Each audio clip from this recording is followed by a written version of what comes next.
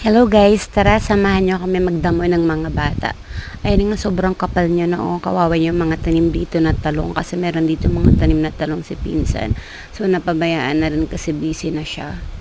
So naisip ko na damuhan na lang namin ng mga bata, linisan para hindi masayang yung mga tanim dito na talong.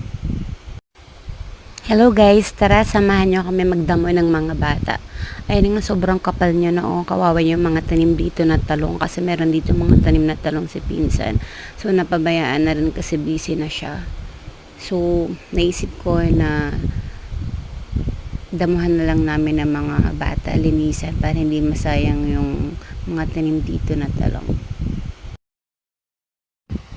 At dito pa nga naisipan ng panganay ko na magkape, diba?